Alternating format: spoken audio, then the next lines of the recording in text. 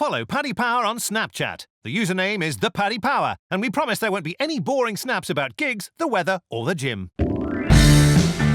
Hi there, welcome along. It's Monday. It is the Racing Post Postcast. I'm Bruce Millington. Maddie's away, so I'm stepping in, and I'm delighted to be joined by the rest of the usual Monday crew, Nick Watts and Tom Siegel, plus from Paddy Power, Tom Nugent. Right, tons to get through today, as well as looking back on last weekend where we had Enable's glorious comeback, Harry Angel's shock reverse, and various other bits and pieces going on. We're looking ahead mostly today because there's absolutely tons coming up. 4 fantastic days of action on Townmoor in Doncaster. It's the St Leger week. And we've also got the fantastic Irish Champions weekend as well. There's loads happening. We've even got the Kerry National. Hopefully the two Toms and Nick are brimming with wisdom and winners. Let's start then by looking ahead to the final classic of the season. It takes place at Doncaster on Saturday, 3:35. The William Hill St Leger. Kew Gardens is the favourite. Just how short is he at the moment, Tom? Indeed, 11-8. Kew Gardens the favourite for the Leger at the minute. Old Persian next in 5-1. La Tidar 6-1. Southern France 8s alongside La Trobe and Loxley, and 12-1 and bigger the rest. First of all, Nick Watts, what do you think the weather is going to throw at us? What will the ground be like at Donny? I did have a look at this before I came on just to check things out, and I think there's some rain forecast for like Tuesday into Wednesday, and from then it's due to dry up. So I don't think it's going to be lightning quick. I don't think it's going to be soft. I think it's just going to be a nice level playing field for all of them. So hopefully that's what we'll get, and there'll be no excuses. That's the big question. The second big question then is, will Kew Gardens win the Leger, Tom Siegel? Probably yes, Bruce. Whether I want to back him at 5-4, I think is debatable. 11-8 was it, Tom? There, I can't remember now. Yeah, 11-8.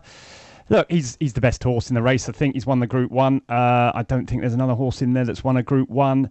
The only doubt I had about him would have been very soft ground. I don't think we're going to get that, as Nick Watts has just pointed out. I thought his trial in the Voltigeur was eye-catching, really, because he was one of those horses. He had to miss the King George, didn't he, because he was ill. And so he was one of those horses that was well behind, according to Aidan, that just getting up to speed again in the Voltigeur. I think he'll reverse the form with Old Persian, but I'm not sure. He's miles ahead of a few of the others in the race, including some of his stable companions, and so I'm not convinced I want to back him at 11-8. Who would you want to back? I would want to back, believe it or not, DXB a bit each way. I think his Derby form is better than Kew Gardens is. Well, I know it is, because Kew Gardens was miles behind, and I think he's had reasons why he hasn't run so well the last few times. I actually didn't think he ran too badly at all at Goodwood last time behind Cross Counter. Cross Counter was second in the Voltigeur ahead of Kew Gardens. I think the step up in triple suit him. I think any ease in the ground will suit him, and I think he's much better than we've seen on under unsuitable conditions the last few times. Okay, Tom Nugent, who's your Leger fancy? Wouldn't mind Raymond Tusk each way at 14s. I know Richard Hannon thinks an awful lot of him. He gave a quote to the Racing Post there after the Geoffrey Freer finished second behind the good horse of Godolphins, Hamada, who goes for the Melbourne Cup, and he seems to absolutely love him. Now, on the third run of his life, he got absolutely thumped in the Eclipse and went up to Hamilton then and won a listed race. And apparently, I think the quote said from Hannon that he lost a lot of weight on the way back and he would have improved a fair bit. He absolutely loves him, improving all the time. So I'd take a chance with Raymond Tusk at 14-1 each way. Watsy, before you give us your fancy, if you were giving this St Leger field a mark out of 10, 10 being the greatest ever, 0 being what are all these selling platers doing in here, what would you give this field? God, it's hard. I'd give it a 5 or a 6. I've seen better. I think there's been worse. I think the one with star quality, if she did happen to turn up, could be La Tidar. I still don't know if it's the intention to run, but she's still in the field as of today. She's 6-1. And she won the Pretty Polly back in the spring, had a massive long gap, came back in the Gauchers, and we all saw what she did then. She won by 10 lengths. This broodmare, Dare Me, is throwing some fantastic foals, and I'm sure we'll get on to do Too Darn Hot in a little while. But Yeah, Larty Dar looks another one. Looks absolutely fantastic. And I accept that Kew Gardens is favourite, and rightly so, and he's bounced back well. He's only 9th in the Derby, but since then, obviously, he's won the Grand Prix de Paris. Very eye-catching trial. I completely agree with Tom about the voltage. I expect him to reverse the form with Old Persian. So if he was to run and Larty Dar didn't, I'd be totally in his camp. But if the filly runs, then I'm in hers at 6-1. What do you think, Watsy? Do you think she'll run? I don't think she'll run, do you? I think she'll go for the Vermeil. We shouldn't forget the Arc trials on Sunday. Oh, yeah, of course, yeah. Possibly, Tom, but on the other hand, why not? I mean, Gosden's a massive supporter of St Ledger over the years, hasn't he? And, she's got that quality. I think she could. I don't think there's anything exceptional in his field. Kew Gardens is solid, but he's not spectacular. Haven't they smashed the prize money up with these French trials this year? Yeah. Worth miles more, aren't they? Yeah. You think they don't think about that, but of course they do, don't they? That's what we're all here for, to win prize money. What would you give this Ledger field out of 10, Tom Siegel? In terms of what we've got around at the Quality. moment, Just in terms of overall quality. Going back over the years, it's not high, but in terms of what we got around at the moment, who are we missing? We got the Derby second, we've got the Larty Dar maybe, we've got all the horses that we've got loads of good horses in there. I just don't think there are that many good mile-and-a-half horses around. We've got the Irish Derby winner, Latrobe, let's not forget him. So in terms of the horses that are around at the moment, they're basically the best we can offer. Got the Voltager winner. What more do we want? You know what I mean? It's just that there aren't that many good mile-and-a-half horses this year. No, that's my point. So in terms of overall quality, it's not brilliant, but in terms of what we got, it's as good as we're going to get. Right, let's look at the other three races, the other three big races at Doncaster on Saturday. I mean, the Portland Handicap, does anyone want to proffer an opinion at this stage, or is it way too early? Watsy? I had a very, very brief look, and Blue de Vega's a horse I've been following for a little while now. It's moved to Robert Cowell, won at Ascot 4 starts ago, held his form well since. The slight step up in trip, this is 5.5 furlongs rather than 5, I think will suit him. So each way chance, but I really haven't had an in-depth look at it. Tom Nugent, anything on your Portland radar? Absolutely not. Okay. And Siegel? Yeah, Captain Colby, Bruce. Captain Colby, I think he's gone to Paul Midgley. He's been there for a bit now, but I think Watsy will be able to help me. I think he's run really well in this race before when he was trained by Ed Walker. Yeah, he won it 2 years ago. I think he ran well last year again behind Spring Loaded. I think he's the type of horse that's clearly been set out for the race, so I think he'd go well. Okay, I didn't call you Siegel disrespectfully. It was just to differentiate between the two Toms. We've got the Park Stakes, the 225. Maybe Sir Dancelot if they give him another outing. Larchmont Lad. Watsy, anything yet? Mustachery would be the interesting one for me, dropping in trip back to 7 furlongs. I think he'll cope with that. Second behind Lord Glitters last time at York, over a mile and a furlong. Only just done out of it, but he kind of just flattened out close home, so he might be suited by this slightly shorter trip. Tom Nugent, anything for you on the Park Stakes at this early juncture? Breton Rock at the rating still would be at the top of it and will probably be a big price just because doesn't have a massively sexy profile, so he could be an interesting one depending on how many run. If you got your 1, 2, 3, he could be an each way pot. Tom, anything catch your eye at this stage? Ground for me, Bruce. If it's soft ground, Dubai maybe for Charlie Appleby. If it's good fast ground, Dutch Connection. I think he's got a bit of a class edge on these really. He's got a Group 1 form, and I can see him bouncing back. Okay, the 3 o'clock is the Champagne Stakes, and this actually could almost be the most captivating race on the card, couldn't it? The 2-year-olds. If you get Dark Vision, Van Beethoven, and a couple of others, I mean, this could be really good. What's the Quarto? He's decent, isn't he? Watsy, who floats your boat on this one? Well, it's got to be the horse I already mentioned, Too Darn Hot. Dark Vision and the others make it a tremendous race. We've got a good line on the two of them through a horse called Confiding, who's run against Dark Vision and Too Darn Hot. Too Darn Hot absolutely thrashed him last time in the Solario, but much further than Dark Vision did. I was so taken with that Solario performance. I find it impossible to oppose him, and it doesn't matter what you throw in there, Dark Vision, your Van Beethovens or whatever. I would expect Too Darn Hot to make it 3 from 3. I suppose slightly concerned he's coming back so quick, but they did nominate this race for him immediately after the Sandown display, and he was still quite green then, so he probably needs the experience a little bit. So I'm not going to oppose him. Tom Siegel, I'm quite encouraged by some of the 2-year-olds that we've been seeing lately, aren't you? I mean, this could be a real hot race, this, couldn't it? Absolutely love the 2-year-olds, Bruce. I think this is the best 2-year-old race we've seen this season. If they all run, we got Too Darn Hot, the Solario winner. We got Quarto, the Superlative winner. We got Phoenix of Spain, perhaps. We haven't even mentioned the Acom winner. We got the Vintage Stakes winner if he runs Dark Vision. With really all those 7 furlong form. We haven't even mentioned any of Aidan O'Brien's horses. All those 7 furlong group winners, they all look like they're turning up here. I'm with Watsy. I think Too Darn Hot is brilliant think he's super exceptional.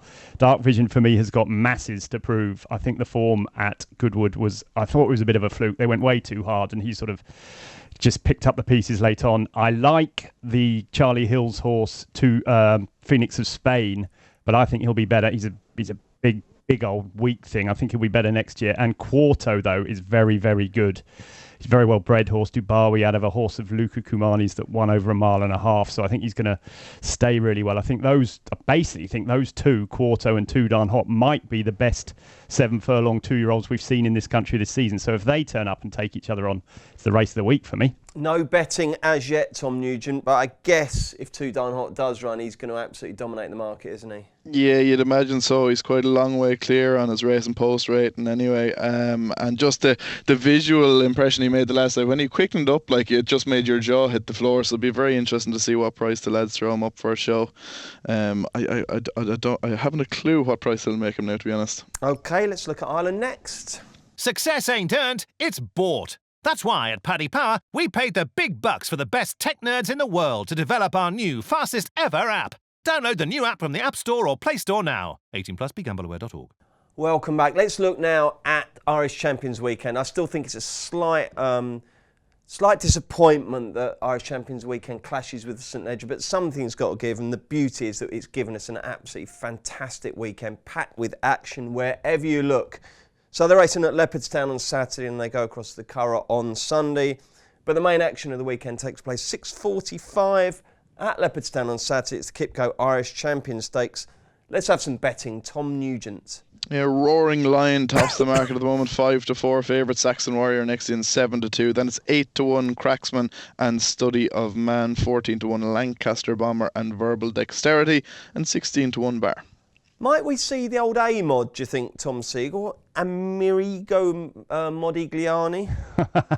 We might do, Bruce. He'd have to be bloody very, very good to win this on his comeback run. What I want to ask Tom there is, what do you think the ground's going to be over there, Tom? Do you think it'll be soft? I don't think so. Now, we haven't had a huge... We've had bits and pieces of rain, but we're still kind of have that summer ground. Like, we've had one of the driest years and years, and Leopardstown is one of the best drained tracks in the country. So any bit of rain is probably just running straight off. Now, I haven't been out there, I haven't walked it, but I'd be very surprised if we do get rain. I think we're due a couple of mils tonight, but we're not due a huge amount during the week. So I'd be surprised if it was soft now.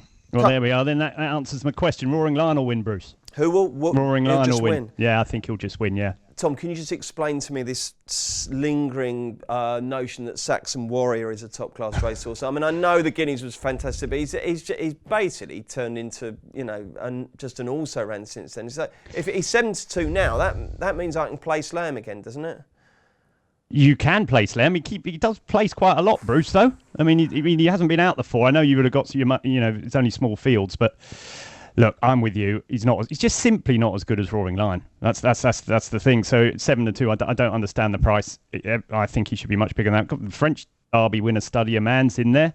It's a really brilliant race, isn't it? But I just think from what he's done the last twice, Roaring Lion is way ahead of these. I think he's a really, really top class horse.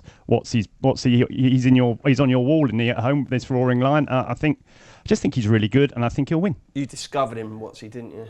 Well, I don't know about that, Bruce, but I mean the progress he's made this season has been stunning. I mean, when you think Saxon Warrior won the Guineas, he was just back in 5th on the back of a slightly lacklustre run in a Craven. He's just come forward so much since then, and it's a tribute to him that he managed to place in the Derby, even though he blatantly doesn't stay 1.5 miles. Since he dropped back to 1.2 miles, just got better and better. And I know Saxon Warrior gave him a good race in the Eclipse, but like you said, I think he's had a bit of a rough time with the bug that was going around the O'Brien yard, but he just seems to have plateaued, whereas the Roaring Lion has just gone from strength to strength, and his performance at York last time was exceptional, even allowing for the fact that Poet's Word didn't get the best run through. He was by far the best horse in the race. He's got a lot of speed, and I expect him to show it and to win well on Saturday. Are we going to get 3 votes for Roaring Lion, Tom Nugent? Looking down through it, it's hard to take him on. I'd agree with the lads. I thought 7-2 about Saxon Warrior is very, very short. I don't know if Cracksman's definitely going to come. Study a Man, that French classic form, maybe he needs a bit more cut. Lancaster Bomber, is he good enough to beat him? Maybe not. Verbal Dexterity needs a cut. And Ben Battle hasn't done much since he came back from Dubai. So, I personally find it's very unoriginal to tip up a favourite, but I just find it hard to make a case for anything else. It's very hard to make a case, I should think, for anything else in the matron stakes as well, the 5:35. How short is Alpha Centauri at the moment, Tom?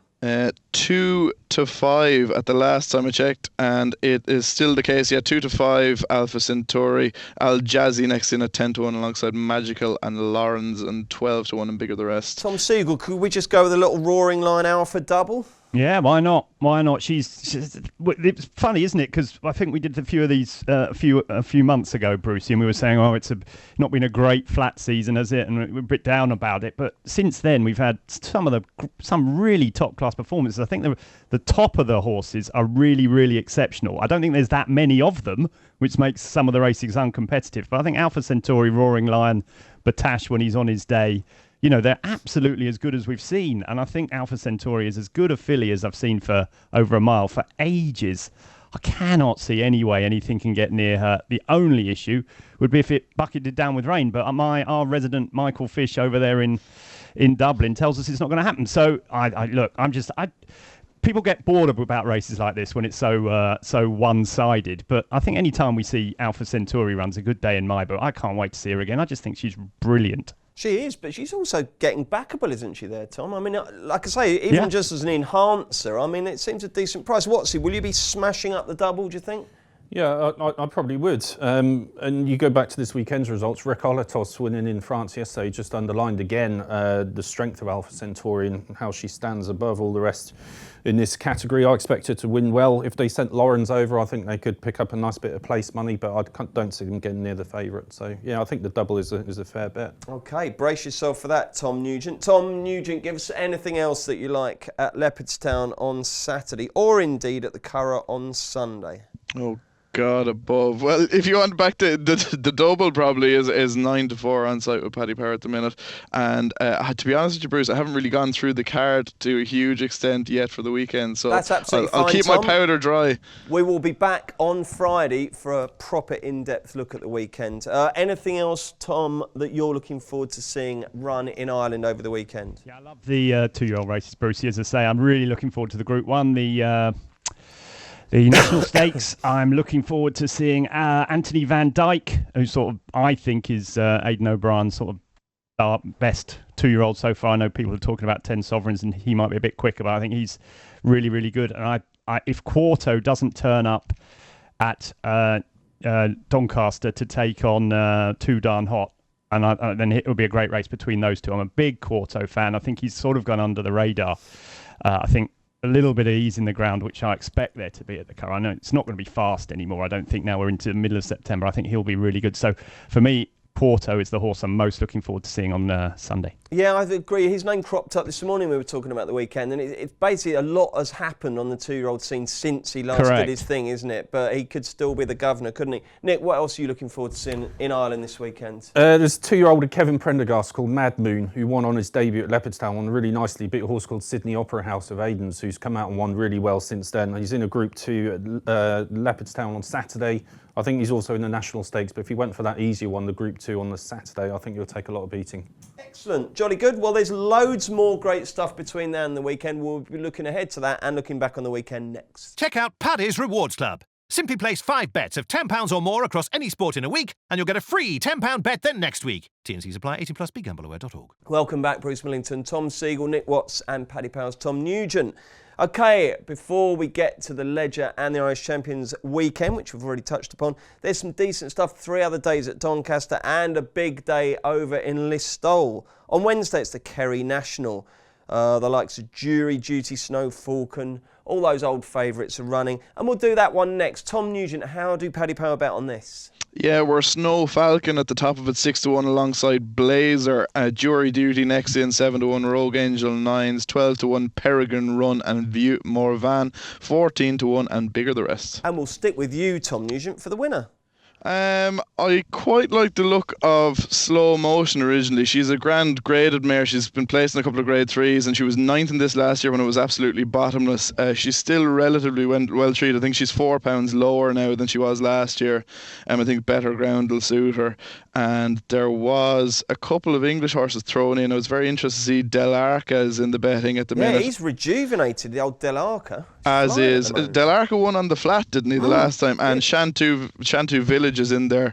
I'm of the general opinion now, in the last couple of years anyway, and the lads might have an opinion on this as well, that English horses coming to Ireland are often underestimated by the handicapper, whereas Irish horses going to England can often be overestimated. Oh, here we go. So, here we go. They Feed winners at Cheltenham. You only had the first three in the Grand National. Bring out the violins. Well, on the flat anyway, when the English horses come, they tend to be very, very successful. And when did that?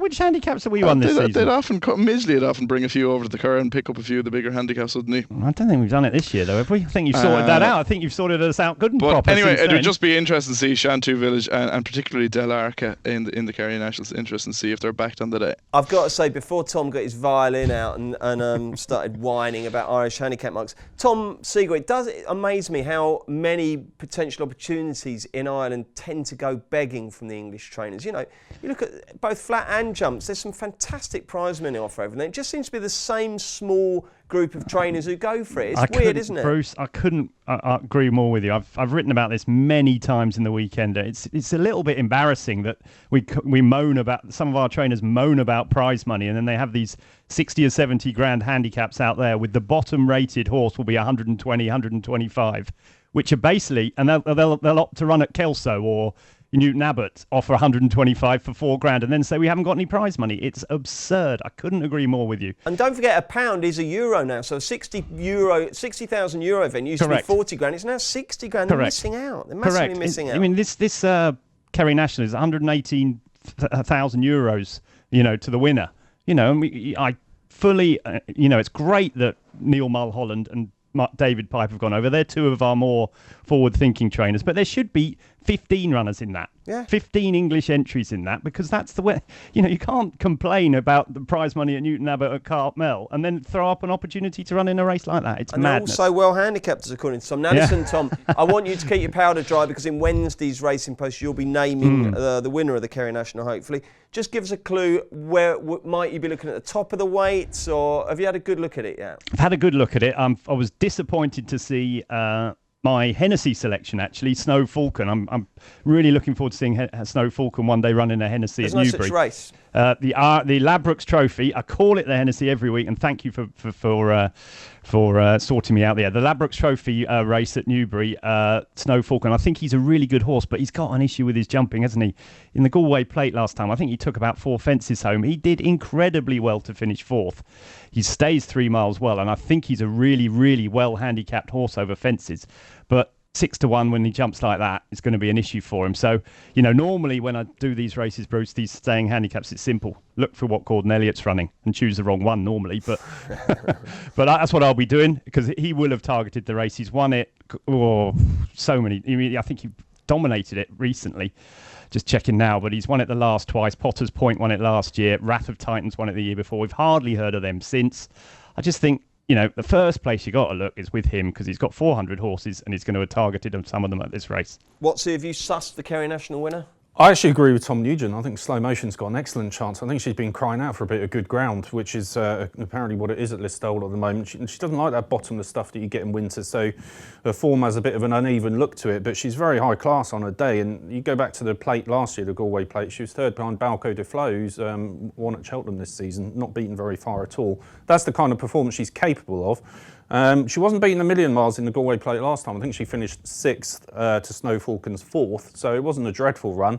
And I just think this, if it is better ground, it will just help her enormously, help her travel into the race. And I think she's, 14-1, I think Tom said she was. I think she's outstanding value. Tom Nugent, I must be the only English horse racing fan who's been to Listowel, but not for racing. I was passing through on my way down to, I think, what's the golf course down there? Ballybunion? Oh yeah, lovely, yeah. Yeah, that was lovely. But what's the race course like? Is it a nice day out down at Listowel? To my eternal shame, I've never been racing in Listowel. Oh my goodness. To my eternal shame, I've never been down there, yeah.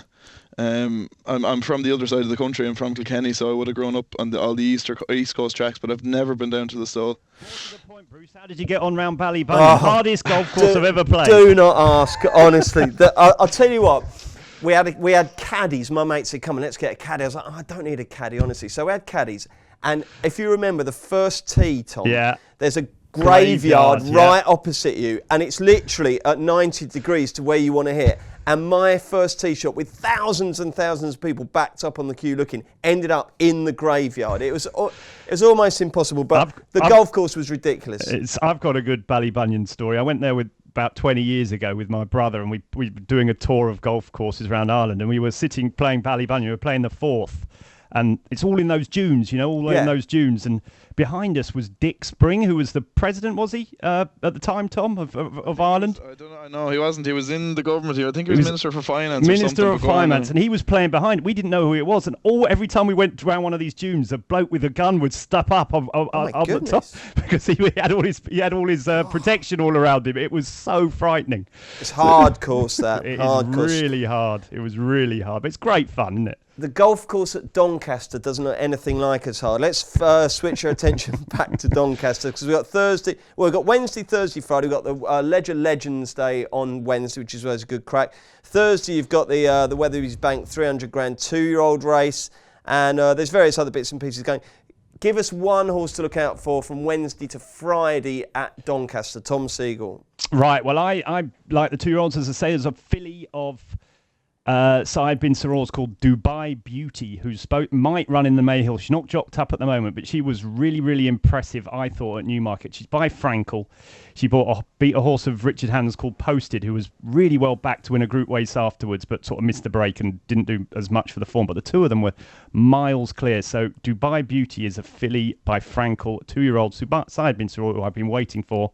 If she runs in the Mayhill, I think she'll have a cracking chance. And that's what day, Thomas? That is on the Thursday. On the Thursday. Where should we be looking for a bit of value? Yeah, this 335 that's mentioned here, the Weatherby's Racing Bank 300 grand race.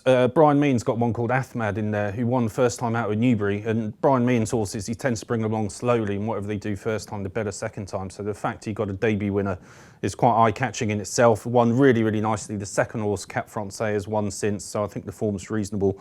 And he's entered in this 335, so if he makes the gig and he goes, then Ahmad, Brian Mean, so I would fancy strongly. Let's look back on a fantastic weekend, which was enriched, surprisingly, by the amazing clash between Enable and Crystal Ocean. Well, it wasn't an amazing clash, but it was an amazing performance by Enable to come back and rout the stout beast. Really, really good performance. What does that mean for the ARC market now, Tom Nugent? In the ARC, Enable went 6-4 from 9-2 joint fav. Next in a CA class, 5-1 out from 9-2 joint fav. Cracksman next in 7s. Latidar 8-1. Crystal Ocean 12s. 14-1 Poet's Word and 18-1 Bar. And Tom Nugent, I'm thrusting a mythical €20 note into your mitt. Who are you going to have it on in the ARC? I will probably, at the prices now, Sea of Class at 5-1 with all the weight the 3-year-old fillies will get. I'll probably back, but at the same time, you can't overlook Enable's performance off such a long layoff the last day. I know a lot of people will say that facilities at trainers' yards, and particularly in Newmarket, are so good these days that they can get horses fit off a long layoff. They don't need to go to the track at all. But it's still a very impressive performance to put away a good horse in second like she did at Kempton on Saturday. But if I had to have 20 quid right now, I'd probably back CA Class at 5-1. Who do you like out of those two fillies? Or indeed, should we look further down the list for the winner, Nick?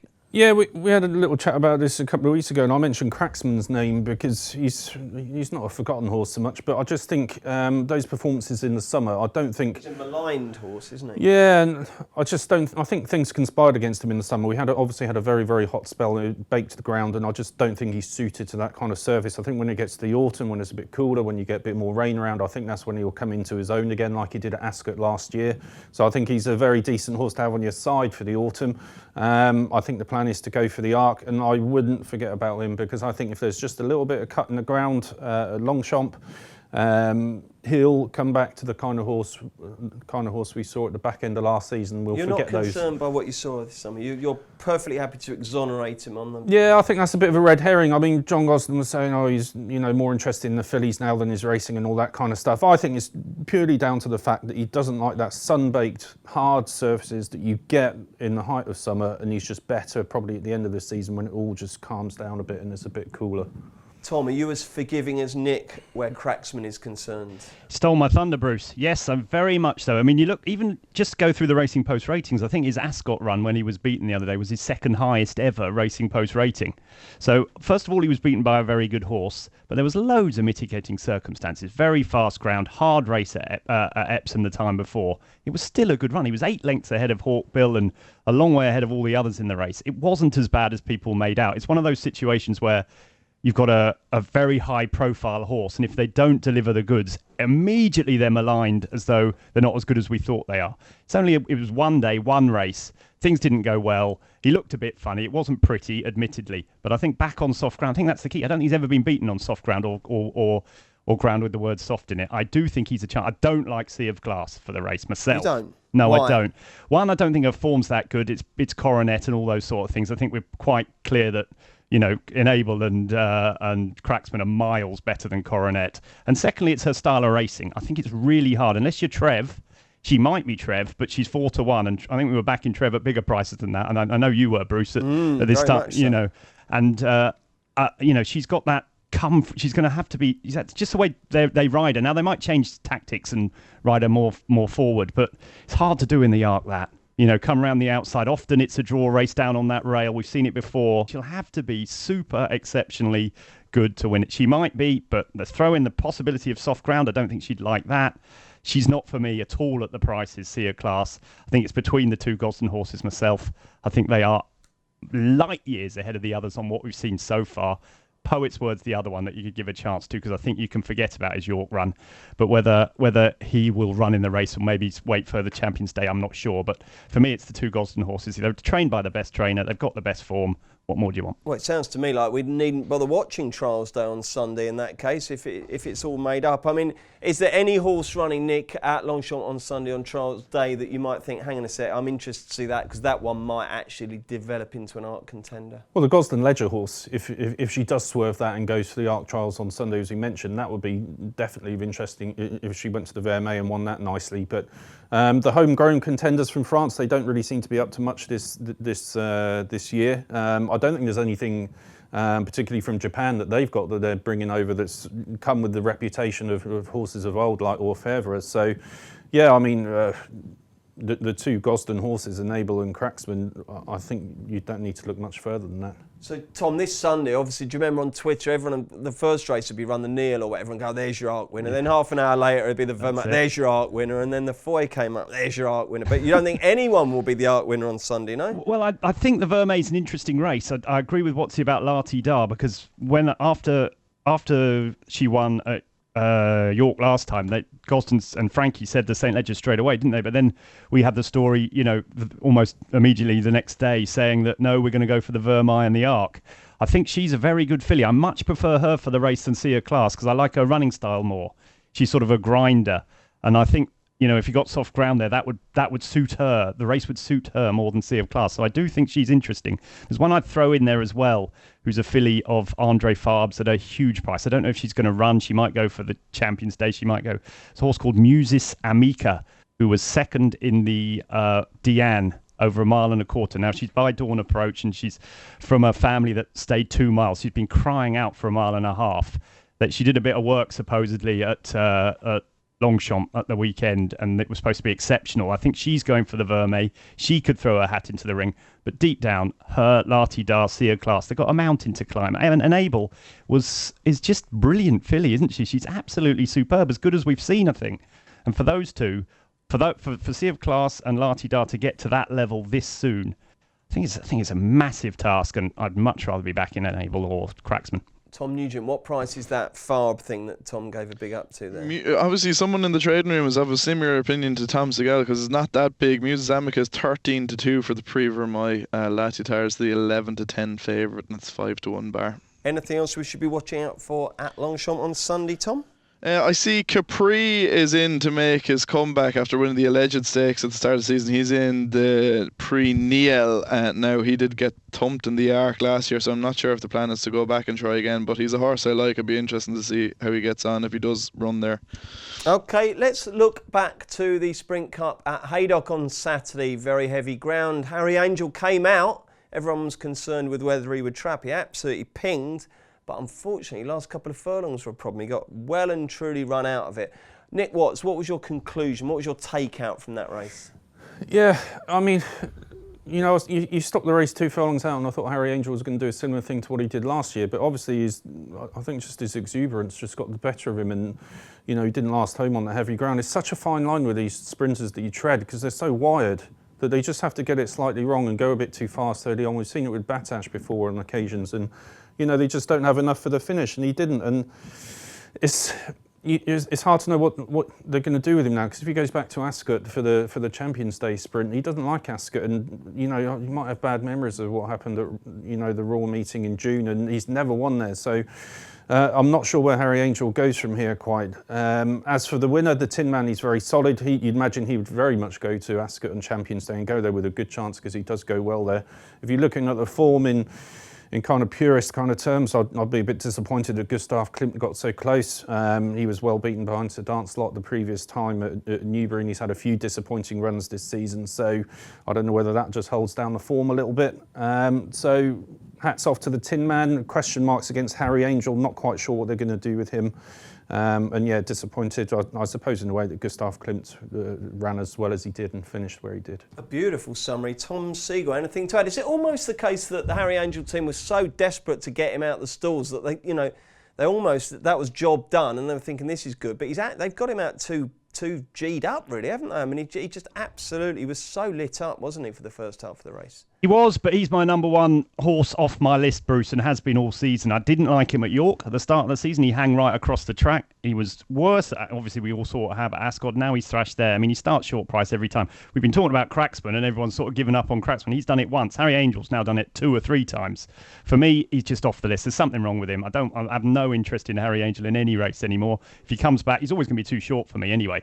It's always 5 to 4, whatever race he runs in, because people are still remembering what he did last year. I don't think he's anything like the horse he was last year, so he's off. The Tin Man, I think, is a better horse this year than he was last year. If you look at all his runs this year, very good time when he won at Windsor, very unlucky at Ascot, badly drawn, incredibly badly drawn when he was third in the Foray, was it, or whatever, the De Geest, the Maurice De Geest, when James Garfield and the Polly Dream, the 3-year-olds, beat him on the other side of the track.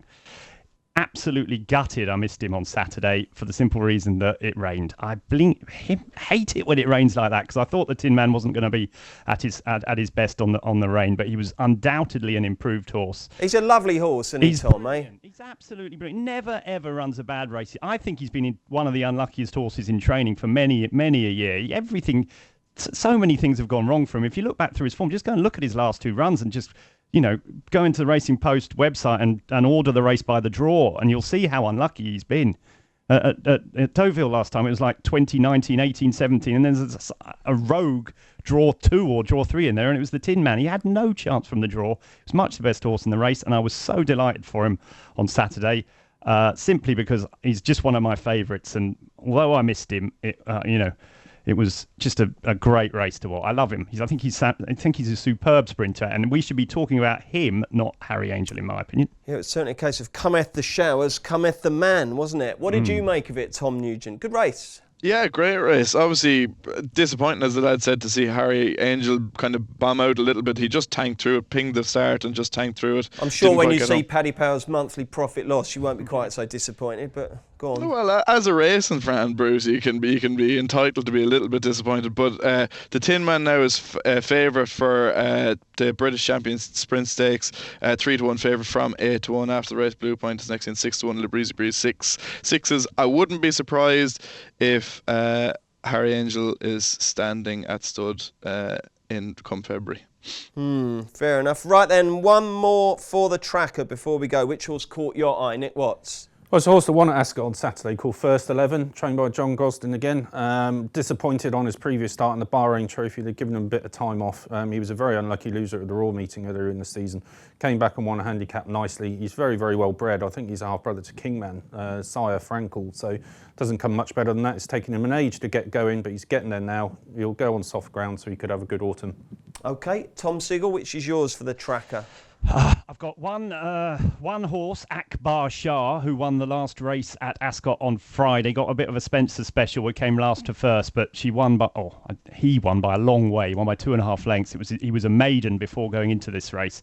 Unlike a lot of those Spencer rides, you didn't actually have to wait till the last stride. He was always going to win, wasn't he? Impressive though? Yeah, he was only rated 76. He'll go up 10 for that, but that won't stop him. He's got to be sort of on the radar for races like the Wokingham going forward. One other one. Can I mention the jockey Jason Watson? Now, I know everyone's been on about him for ages now and what a great jockey he is. I've taken ages to get hold of him, but I thought his ride on Rip-Off on Saturday was truly exceptional. Patience. How good was that? He just waited and waited. While I was back in Spanish City, who went for home about 4 furlongs too soon, he waited and waited and waited and didn't get after him until too late. To me, that pointed out that he has been watching racing.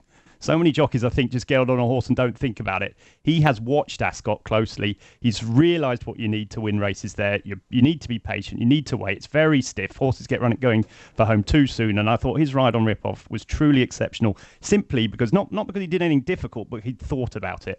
And I love jockeys that think. He's right on my list. And so you will be, for the rest of the flat season, when he's got a little pair of brackets and a number between them, you will be paying close attention to those mounts, I should imagine. Well, not only does he get £3 off, but he's probably £4 better than 90% of them already as well anyway. So you're getting £7 for me for Jason Watson. I think he's exceptional. Fantastic. And Tom Nugent, who have you had your beady eye on this weekend? Not necessarily one for the tracker, but just something I copped, and a hat tip to Cheveley Park, because they won the 3-year-old hurdle in Listowel on Sunday, the first race of the festival. They've sent Chief Justice to Gordon Elliott. Now, whatever he might be, it wasn't an amazing race, and he did win another race there before he switched. He won one for Fahy in Worcester, I think, but fair play to them for sticking with him, because that's a horse now that could have found its way in a horse and training sales, but no, Cheveley Park have stuck with him and they've sent him to Gordon, and I wish them the very best of luck. Nicely said. Thank you, Nick. Thank you, Tom. Thank you, Tom. We have got a golf postcast on Wednesday, we've got football on Thursday,